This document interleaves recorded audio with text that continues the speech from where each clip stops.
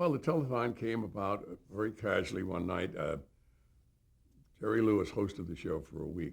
Now, Jerry Lewis, a major, big motion picture star, and I didn't know him.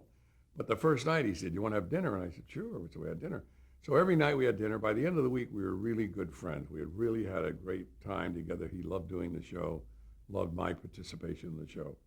So we were out for dinner that night. He said, "Why don't you come over and help me with this telethon? I'm doing a telethon tomorrow at the Americana Hotel. Come on over and help me." So I go over. I show up when I'm supposed to.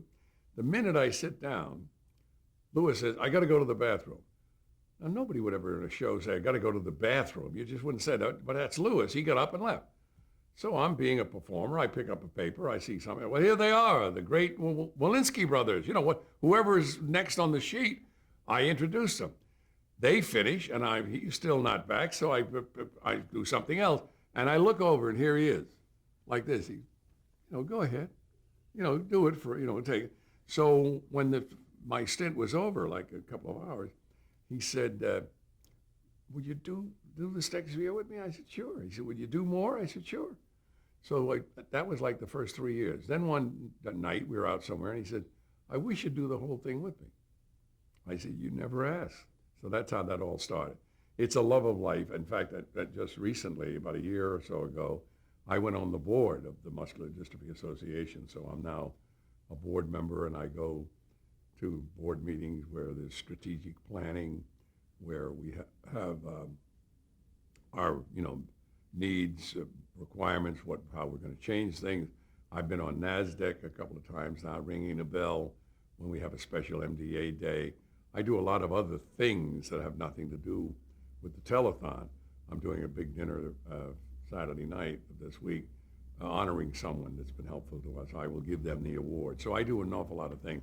But it's my primary charity awareness, and I'm going to do it, be 35 years coming up.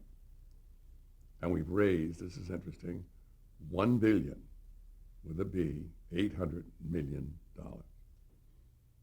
Now, if he didn't raise that, where would that come from? The government wouldn't give us that. It's outstanding. Yeah. And it's really also the power of television, don't you think? Yeah. But every time I'm in a city and I walk to the curb and I see those two depressions in the concrete, knowing that they weren't there when we started to favor wheelchair, getting up on the curb. And the other thing, that now you don't look away when you see somebody in a wheelchair.